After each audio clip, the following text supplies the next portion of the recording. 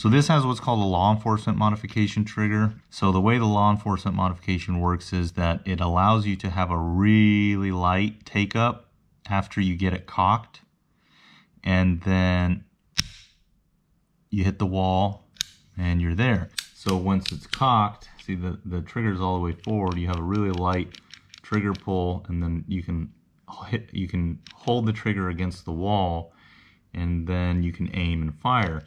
So what this allows is, if you're in law enforcement, you have all this whole trigger pull. And again, this is in single action now, so it's already cocked. So it's all the way forward and you have the whole trigger pull. That's basically it. Now, I've never really been 100% thrilled with this law enforcement modification. This is the only pistol I have it on. So there is a law enforcement modification trigger light. So you can change these two springs and make it light. So we're going to be doing that to see how that functions, and a lot of people I've read really like that, so hopefully that'll work out for me.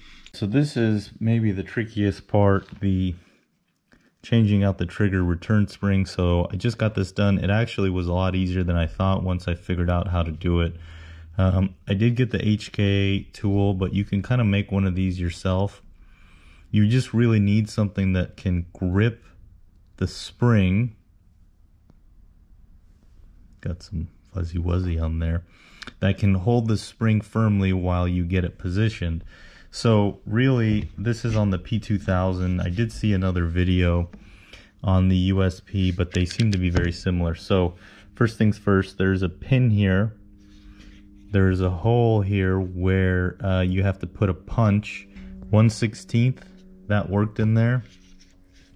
So once you punch this through, it's right on top of the trigger. The pin's gonna come out the backside, and then this spring in here will be loose. So that spring, it sits. You may want to take a picture or try to memorize the way it orients, so you can see where there's two indents. There's one on the left side.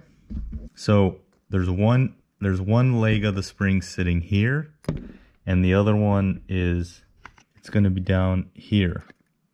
So what you need to do is grab the spring firmly, push it in, let this side get tension, and then push it all the way down until the right side gets tension. So you'll have to sort of, as you're pushing the spring in, it'll continue to move, and then it'll grab.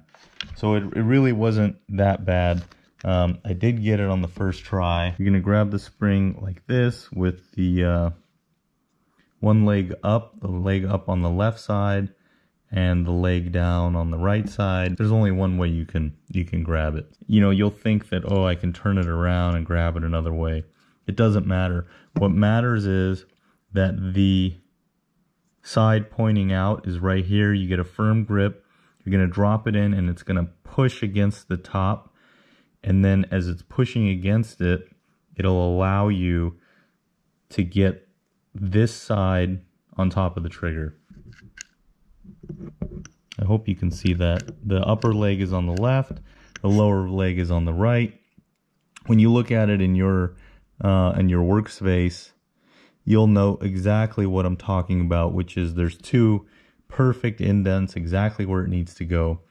And you'll be able to get that. Next thing here is there's two roll pins. This one's for your extractor. This one's for the firing pin.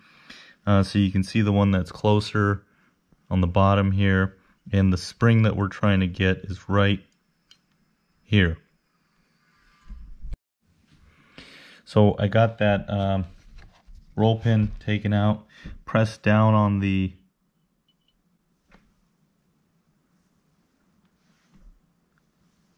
firing pin disconnect, and then there's a spring in here. You can see that spring, it's black. The new one is a little bit lighter.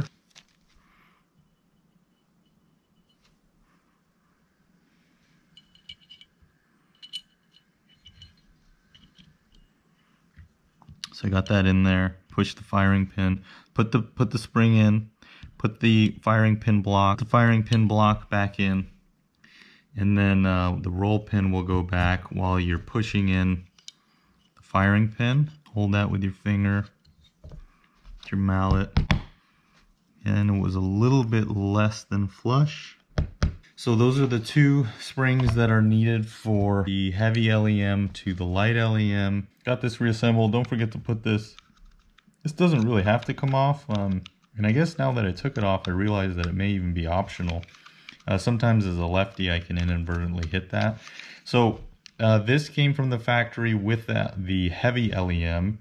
So right now we got it on the two springs installed to make this light LEM. So the lighter trigger return spring and the firing pin block spring are both lighter now. So instant impression is I noticed that in double action, or the first trigger pull before the gun is cocked, it is lighter. And then in single action, where the trigger now only doesn't cock the hammer, it just depresses it, is lighter. It hits the brake noticeably easier. So now let's look at the reset. Noticeable reset, a little bit of pullback, and I feel the wall, and a very nice crisp release. One more. Same thing. There's the reset, and just a little bit of take up before the wall. Nice crisp wall. Now double action.